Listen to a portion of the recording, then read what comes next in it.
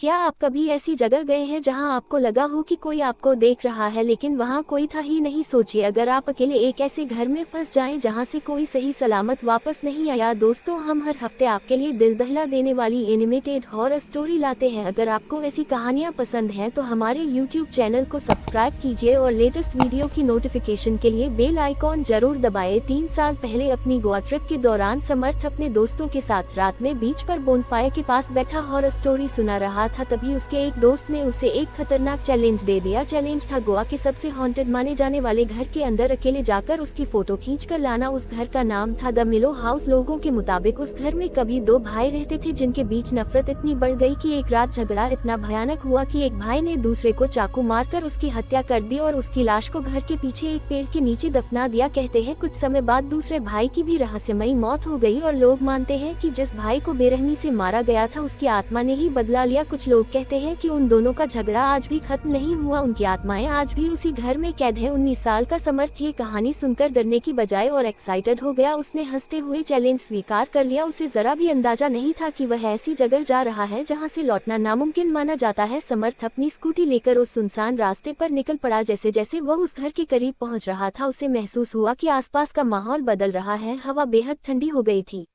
पास का जंगल अजीब सी खामोशी में डूब चुका था। उसे बार बार ऐसा लग रहा था जैसे कोई उसकी स्कूटी के पीछे पीछे दौड़ रहा हो। उसने कई बार पीछे मुड़कर देखा लेकिन हर बार उसे सिर्फ खाली सड़क दिखाई देती। कुछ देर बाद वह उस घर के सामने खड़ा था। पुराना टूटा फूटा पोर्चुगीज ढांचा पहली नजर में ही डर पैदा करने वाला। ऐसा लग रहा था जैसे कई सालों से वहाँ वक्त थम गया हो। घर के ऊपर झुका हुआ एक बड़ा पेड़ था जिसके तने पर गहरे खरोंच के निशान थे। उसकी जड़ें दीवारों को तोड़ती हुई अंदर तक घुस चुकी थी। समर्थ ने हिम्मत करके गेट पार किया और अंदर चला गया। अंदर घुसते ही उसे लगा जैसे किसी ने उसके सीने पर भारी पत्थर रख दिया हो। सांस लेना मुश्किल हो गया था। एक सड़ी हुई बदबू पूरे घर में फैली थी। उसे ऐसा लग रहा था जैसे कोई जानवर कई दिनों से अंदर सड़ रहा हो। हॉल की दीवारों पर अजीब से कार्टून बने थे जिनके चेहरे बिगड़े हुए थे और आंखों की जगह काले धब्बे थे। ऐसा लग रहा था जैसे वे सब समर्थ को ही घूर रहे हो। तभी ऊपर की मंजिल से किसी के धीरे धीरे चलने की आवाज आने लगी जैसे कोई नंगे पैर लकड़ी के फर्श पर चल रहा हो। समर्थ के हाथ कांपने लगे। उसने मोबाइल का सेल्फी कैमरा ऑन किया और उसका दिल जोर से धड़क उठा। कैमरे में उसे अपने पीछे 2 परछाइयां दिखाई दी। उसने तुरंत पीछे मुड़कर देखा लेकिन वहां कोई नहीं था, सिर्फ एक लंबा अंधेरा कॉरिडोर। तभी उसे गुर्राने की आवाज सुनाई दी, फिर 2 लोगों के जोर जोर से लड़ने की आवाज। समर्थ घबरा गया। उसने जल्दी से फोटो लेकर निकलने की सोची लेकिन तभी उसका फुल चार्ज फोन अचानक बंद हो गया। अब समर्थ ने वहां से भागने का फैसला किया। जैसे ही वह बाहर निकलने लगा और उस बड़े पेड़ के पास पहुंचा उसके पैर अचानक जम गए। वह हिल नहीं पा रहा था। उसने नीचे देखा और उसका खून जम गया। मिट्टी में आधा धंसा हुआ एक सड़ा गला शव पड़ा था और वह चेहरा उसका अपना था। समर्थ की सांसें रुक गई। उसका दिमाग मानने को तैयार नहीं था। तभी पीछे से वही गुर्राने की आवाज आई। उसने पीछे देखा। 2 सड़े हुए आदमी आपस में लड़ रहे थे। उनके शरीर पर गहरे घाव थे। गर्दन अजीब तरीके से टेढ़ी थी। वह वही 2 भाई थे। अचानक दोनों की गर्दन पूरी उल्टी घूम गई और वे समर्थ को घूरने लगे। धीरे धीरे वे उसकी तरफ बढ़ने लगे। दूसरी तरफ मिट्टी में धंसा उसका डेड बॉडी उठने लगा और समर्थ को जमीन के अंदर खींचने लगा। समर्थ पूरी ताकत से चिल्लाया लेकिन उसका शरीर धीरे धीरे मिट्टी में धंसता जा रहा था। उसकी सांसें टूटने लगी और आंखों के आगे अंधेरा छाने लगा। तभी अचानक उसे किसी के फुसफुसाने की आवाज सुनाई दी जो उसके कान के बिल्कुल पास थी। आवाज कह रही थी, तुम यहाँ से कभी नहीं जा पाओगे। समर्थ ने अपनी पूरी ताकत लगाकर खुद को छुड़ाने की कोशिश की और अचानक उसे लगा जैसे किसी ने उसे पीछे से जोर का धक्का दिया हो। वो जमीन से बाहर गिर पड़ा और बेहोश हो गया। कई घंटे बीत गए।